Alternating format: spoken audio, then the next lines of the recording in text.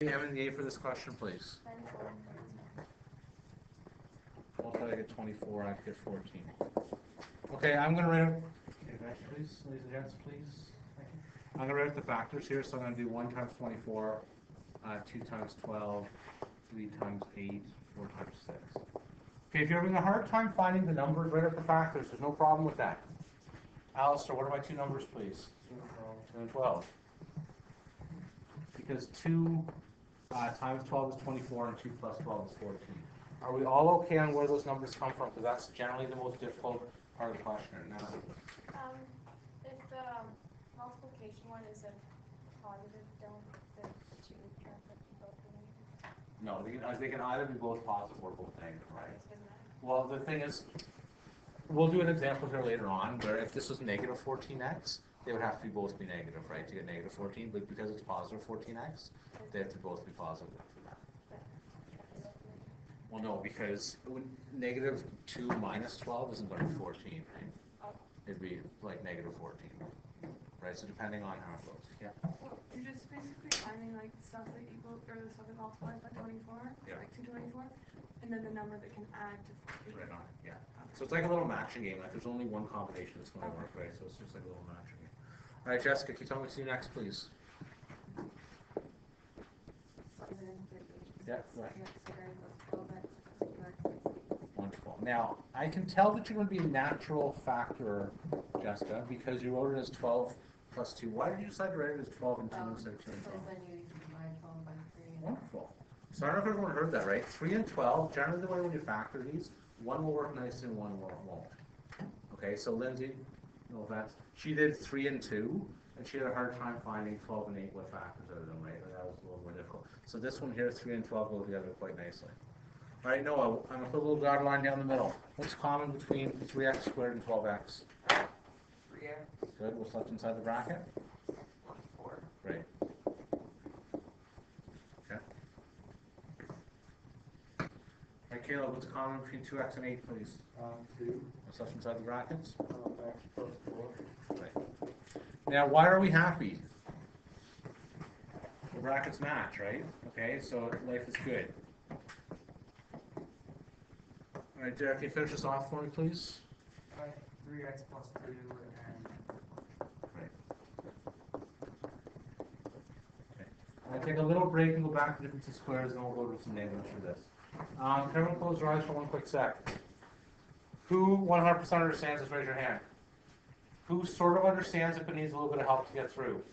That's okay. We've done 2 examples. Who doesn't really understand anything? Raise your hand. Okay, good. Okay, so don't have your eyes closed, by the way. But that's fine. Okay, we've got 2 examples. So for those people that raise their hand, don't worry. We'll get through this. All right. So I'm going to do another example of difference of squares. I want you guys to try this for me right now. I'm going to pick a big one for this time. Let's go for.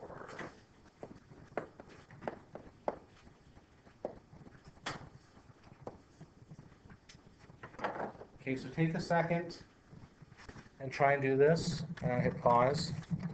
And give me. Molly, can you be brave, please, and show off your factoring skills? Maybe 2 brackets, that's Great.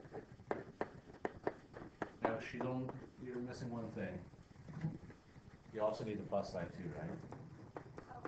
Okay, so you need the negative, right? The negative, right? The plus, that's good. So, how she did that was correct, by the way. The square root of 25x squared is 5x. The square root of 16 is 4. Okay, right, so make one a plus, one a minus, and then you're done. We'll do more of these to get good at these too, okay?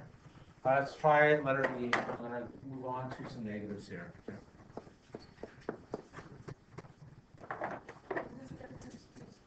No, we're going back to the MPA factor here, okay? Wait, I have a question. Yeah, sure. But isn't we just need difference of squares, right? Yes. But doesn't it have to be that it's negative as the second term?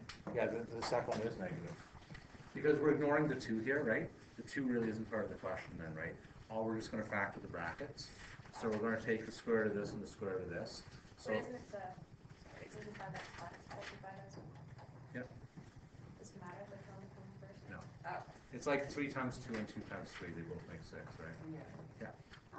What's the point of putting it into? Oh, good question. I don't mean to embarrass you in front of the class, but I'm going to. Why do we want things in factor forms? I don't remember. Why do I want to put these in brackets like this? What does this give me? Graphing, I heard somebody say, x-intercepts is what it's going to be for us, okay? So we're going to get to word problems next unit. We're not going to do any in this unit. Okay, we're going to get into application, all that. We'll do some graphing here later on, but this would give you the one x-intercept, that would give you your other x-intercept, okay? Yeah. All right, so let's go for this one here. So this is 3x squared minus x minus 4 will go. Okay, this one shouldn't be frightening, okay, but I'm going to do this with you just to make sure life is good, and I'll let you try one on your own, okay. Nick, can you be brave, please, and give me the M and the A for this question? What's the M and what's the A? Good, and what's the A? -1, great. Okay, so I will not be able to do this for you on your test, okay, but today I'm going to give you all the numbers there, right there. Okay, Lindsay. Oh, sorry. Okay. I'll go back on the next example here. Somebody, what are the two numbers going to be here? I have to multiply -12 and add -1. Yeah, go ahead. Positive 3, negative 4. Right. Now, if that doesn't just immediately jump to your head, that's okay. Right? You're just learning factoring, okay? But let's just make sure how you got that, okay? When it says add to get -1, that means when you're comparing the two numbers, they're off by 1, and the bigger number's negative. That's what it means, okay? So the only ones here that are off by 1 different is 3 and 4, okay? So positive, -3 wouldn't work. 3 and that. 3 and -4 is -1, right? -3 and +4 would be positive, so that wouldn't work. Okay, Lindsay, we're coming back to you here right now. I have 3 and -4. What do I do with that, please? 3x. Yeah. 4x.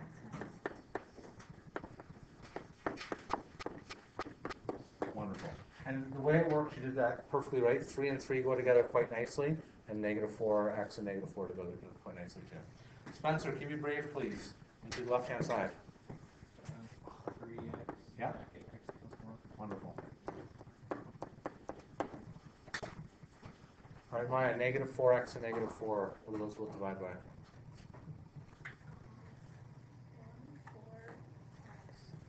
1, 4x. I'm going to say -4. Okay, now the reason just if you're out. You know when I'm at home, I never stutter at all. Yes. X and Yes. 1. Good. Because it has to match up with this. Okay. So -4 times x is -4x. -4 times 1 is -4. You know, I never stutter at home. Maybe I just never get excited. Like I never. Hey, we're having lasagna for supper tonight. Yeah, I don't get the same enjoyment as I do it at that. All right, Jenna, what's my final answer here going to be now? I don't know if it's right enough, but I did bracket x plus 1. Yeah. And then 3x times 4. Wonderful. Okay. Excellent. I'm going to give you one with negatives here by yourselves to try, and we'll go back to different squares. Please be brave and ask the question here. Okay, the difficult part of this is only finding the numbers. Like, once you get that, it's the same as what we did last week, okay? The numbers are tricky with negatives, not just for you guys, for every class I've ever dealt with for the first 3 examples, okay? So you guys can do this. Questions and fears before I keep going? No? All right, here we go. Yeah. Awesome.